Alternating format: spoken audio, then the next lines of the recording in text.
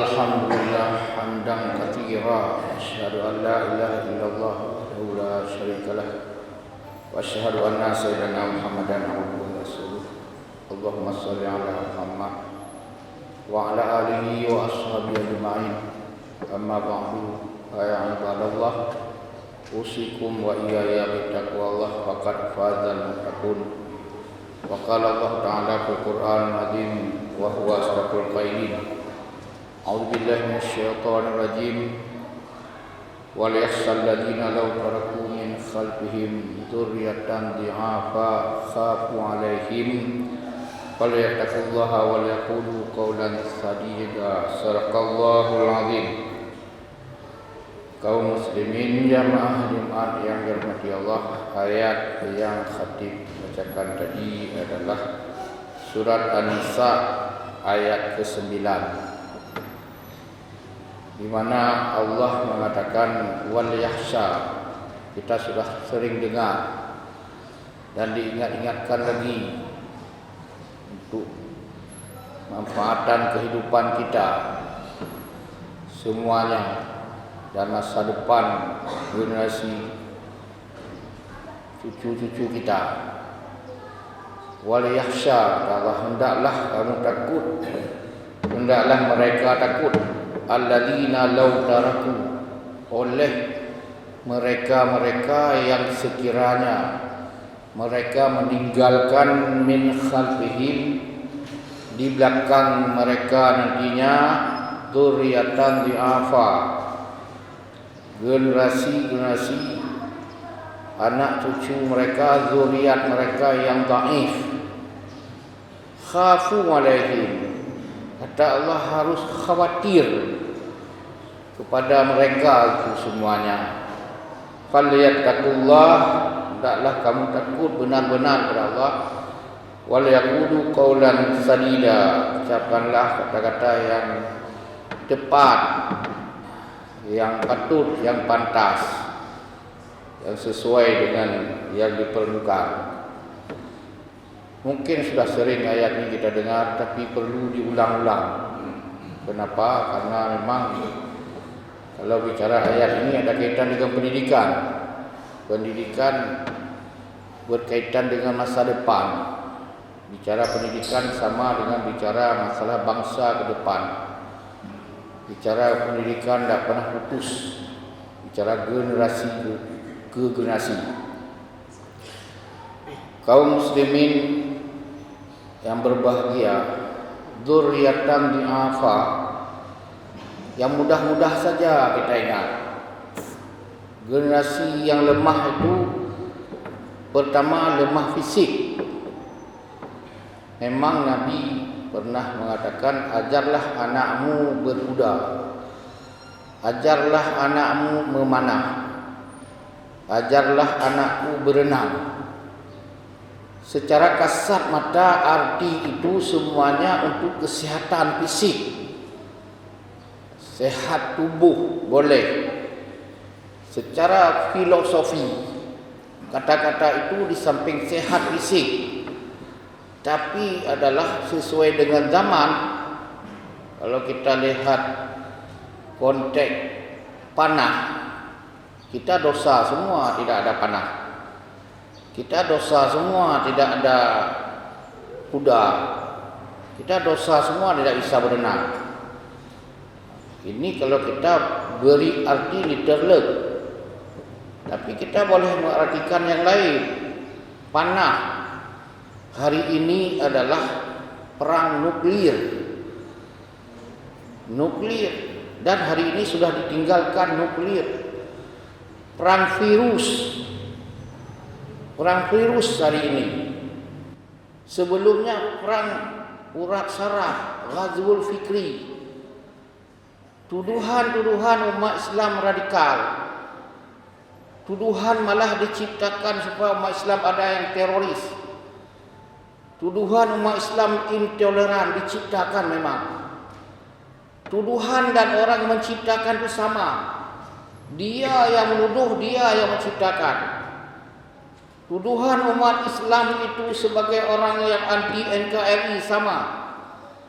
Dia ciptakan, dia juga yang menuduh. Tuduhan menciptakan bahawa umat Islam anti Pancasila sama itu. Ini adalah framing. Ini stigma. Ini perang. Kaum muslimin yang berbahagia, inilah jawaban sebenarnya. Kalau satu sisi kita kena tidak mengajar anak kita berenang, tidak mengajar anak kita memanah, tidak mengajar anak kita berkuda, kita kesalah. Untuk fisik satu, okey. Tapi dalam jangka panjang itu senjata. Perang itu boleh dalam bentuk apapun. Hari ini disebut dalam Google, buka kalau ada buku lain. Tanya sama anak-anak, buka sebentar. Proxy war. Perang tidak ada lawan, tidak ada senjata. Perang virus, perang narkoba. Narkoba dikirim ke Indonesia bertonton, ke Aceh bertonton. Itu perang narkoba, perang juga. Jadi oleh karena itu kaum muslimin ini satu hal. Janganlah umat Islam meninggalkan generasi yang lemah fisik, lemah otak berpikir. Yang kedua adalah dzurriyyatan dha'afa, lemah ilmu. Tidak berdaya. Memang kita sudah hebat daripada nenek-nenek kita dulu. Sudah ada sarjana rata-rata, sudah banyak doktor, sudah banyak profesor. Tapi dibandingkan dengan orang lain jauh tertinggal. Kalaupun ada detail-detail tapi tidak produktif. Dalam kenyataannya kita tertinggal. Kita hanya sebagai konsumen menikmati hasil produk orang. Dalam semuanya kira-kira begitu. Sampai sajadah yang kita pakai saja itu kita sujud salat itu sebahagian dari Cina dibawa. Belum lagi pesawat yang kita pergi haji itu dibeli oleh orang dan dibuat oleh orang non-Islam. Inilah lemah ini. Kita sebagai konsumen bukan sebagai produsen.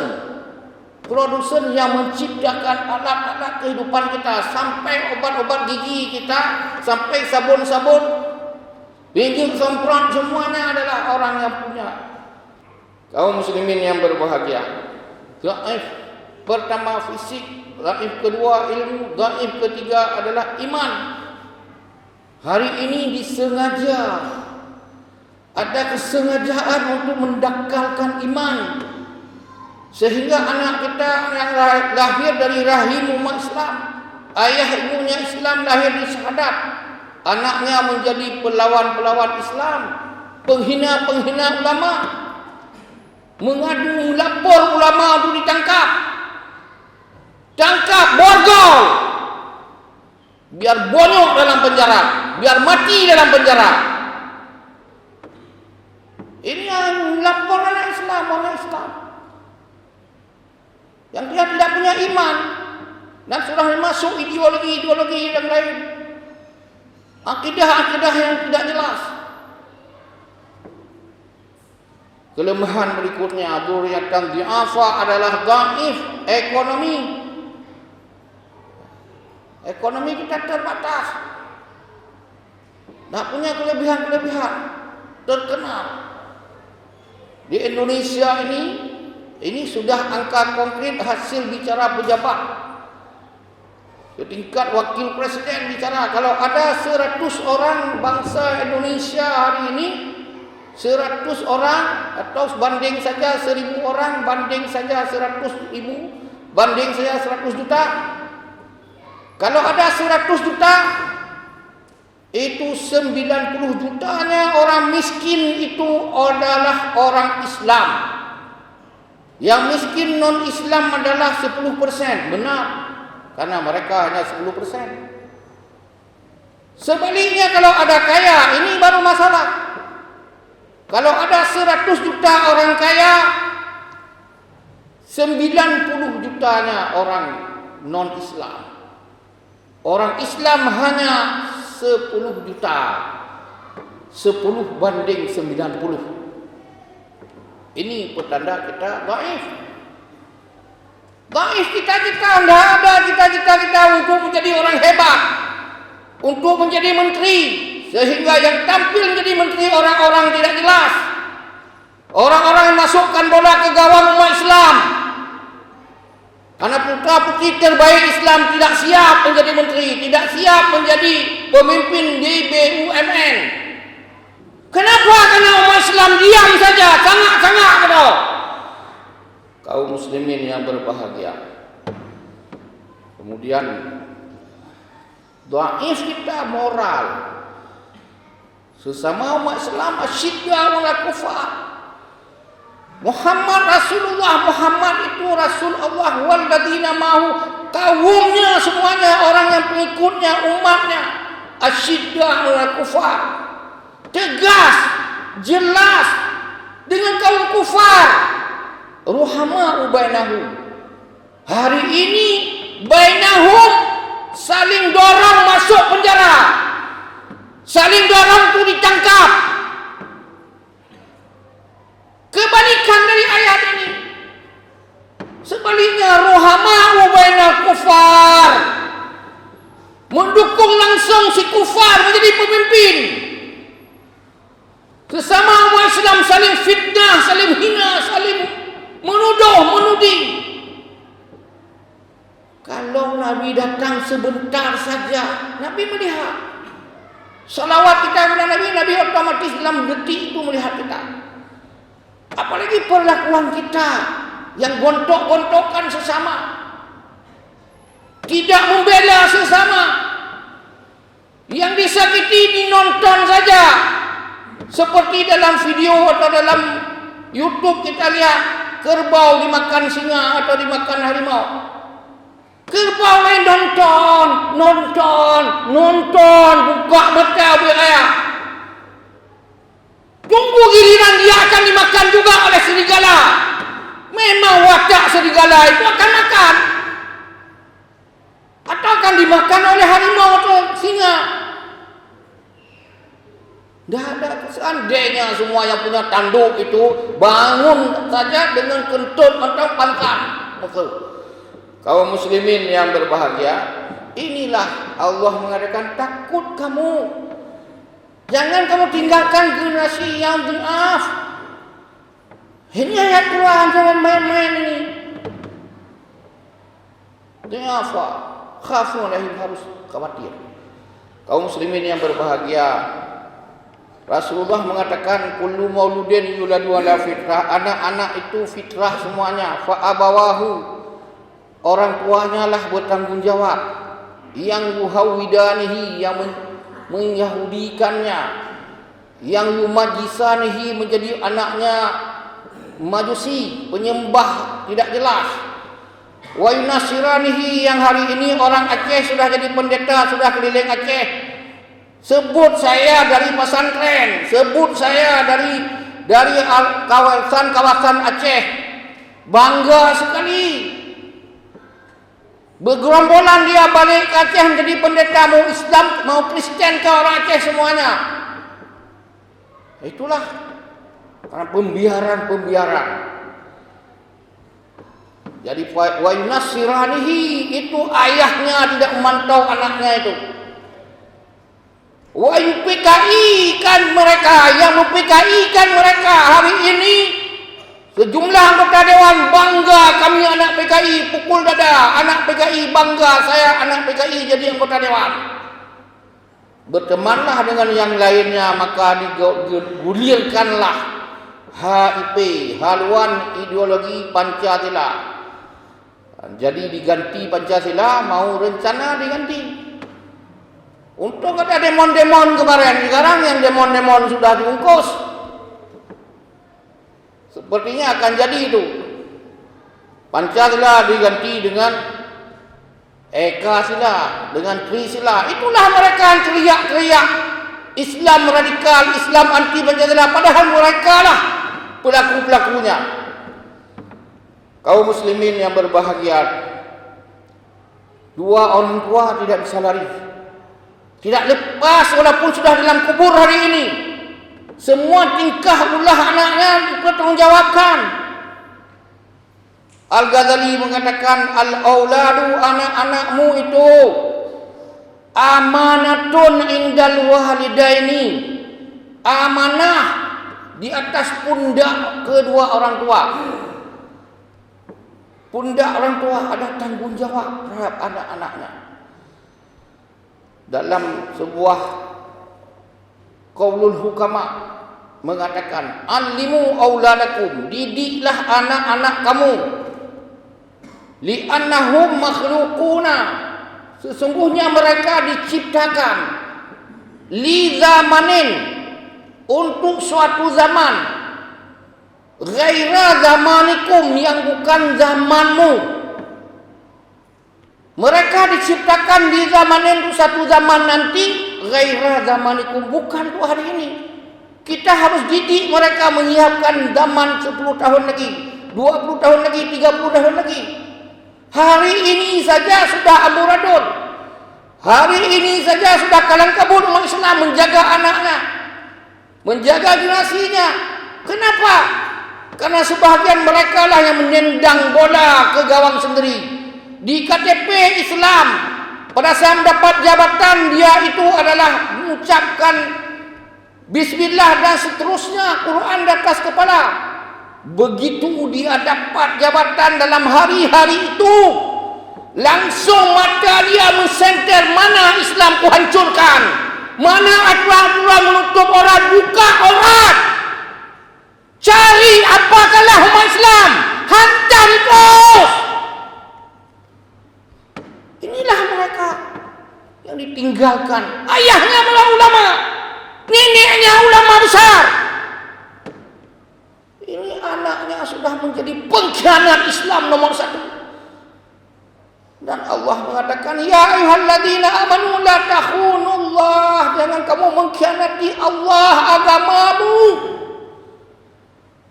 wa rasul, nabimu, wa takhunu amanatikum, kamu juga jangan ya mengkhianat agamamu, mengkhianat amanahmu. Wa antum ta'lamun, kamu ada akal, cerdas kamu. Cerdas berjabat jabatan, kamu harus panjang lidah. Benar. Untuk aman di jabatan, kamu harus jilat sana, jilat sini, ikut irama politik kemana, arah angin. Benar. Tapi janganlah sampai mengkhianat Allah, mengkhianat Rasul. Sedih umat Islam di negeri ini yang mayoritas. Aturan yang keluar menghantam Islam, merugikan Islam. Kaum muslimin yang berbahagia, tolonglah yang sedikit-sedikit itu, yang minoritas-minoritas, memahami perasaan umat Islam yang mayoritas. Pahamilah. Sudah tidak mendapat apa-apa, janganlah kamu hina terus. Kaum muslimin yang berbahagia. Kemudian kita lihat undang-undang Sisdiknas, undang-undang sistem pendidikan nasional. Tujuannya, boleh buka Google, langsung keluar nanti tanya sama mbah Google, karena susah mengakses tempat lain. Dia kalau ada buku beli, guru harus tahu semuanya, ayah guru harus tahu juga. Tujuan pendidikan kita bagus sekali. Pertama, bertakwa kepada Tuhan yang Maha Esa, luar biasa bagus. Ini turunan dari ketuhanan yang Maha Esa, tidak ada cacat celah. Yang kedua, berakhlakul karimah. Yang ketiga, berwawasan sampai 9. Tujuan pendidikan nasional, boleh dilihat nanti lagi, tanya lagi. Jadi yang pertama, bertakwa kepada Tuhan yang Maha Esa. Yang kedua, berakhlakul karimah. Kaum muslimin yang berbahagia, berikut daripada itu, hari ini keluar edaran bahwa umat Islam tidak boleh pakai pakaian Islam lagi di sekolah-sekolah. Sementara Undang-Undang Dasar 45, tadi Undang-Undang Sisdiknas, Undang-Undang Pendidikan Nasional sah. Tujuan pertama adalah bertakwa kepada Tuhan yang Maha Esa. Yang kedua, berakhlakul karimah, sama dengan misi Nabi yang keduanya, innama bu'istu liutammima makarimal akhlak. Sama dengan juga alinea kedua daripada kemanusiaan yang adil dan beradab. Dari salah satu sila Pancasila sesuai. Bagusnya lagi keluar dalam Undang-Undang Dasar 45 ayat 1. Negara berdasarkan atas ketuhanan yang Maha Esa. Pas. Ayat 2. Negara menjamin kemerdekaan tiap-tiap penduduk untuk memeluk agama masing-masing dan untuk beribadat menurut agamanya dan kepercayaannya itu. Pas sekali. Benar sekali. Itu secara normatif, secara undang-undang, secara aturan benar di atas rel. Tidak ada yang kurang. Tapi dalam empirisnya, kenyataannya jauh panggang dari api. Tidak akan ketemu siapa yang akan takwa lewat hasil pendidikan kita. Malah yang lahir koruptor, yang lahir adalah buzzer, yang lahir adalah influencer, yang lahir adalah orang yang menuduh-nuduh umat Islam, yang lahir adalah kaum sekuler hebat, yang lahir adalah orang liberal hebat, yang lahir adalah orang menyebut agama sama, yang lahir adalah menyebut kita inilah plural, terima agama sama, surga satu nanti di sana, tak beda-beda. Yang lahir adalah orang Islam Nusantara.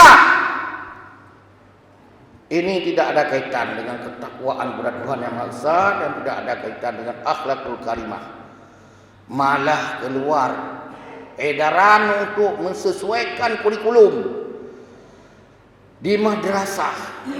Kurikulum berkaitan jihad dan khilafah tidak boleh ada lagi. Kemudian terakhir keluar edaran 3 menteri untuk tidak boleh pakai lagi hijab, untuk menelanjangkan gadis-gadis kita, untuk membuka aurat kepala mereka, nampak muka, nampak semuanya, mau lihat silahkan, sama semuanya, tak boleh paksa-paksa. Padahal sudah ada beberapa provinsi mengeluarkan, kabupaten kota mengeluarkan edaran, kepala sekolah mengeluarkan edaran yang Islam wajib pakai tutup aurat. Hari ini itu sudah tidak berlaku lagi. Berarti aturan ini bertentangan dengan Undang-Undang Dasar 45. Berarti ini bertentangan dengan Undang-Undang Sisdiknas. Berarti ini bertentangan dengan Pancasila. Siapa mereka? Pengkhianat Pancasila, pengkhianat Undang-Undang Dasar 1945. Jadi oleh karena itu kita mohon kepada semua kita mendoakan pemimpin-pemimpin kita ditunjuk jalan yang benar oleh Allah.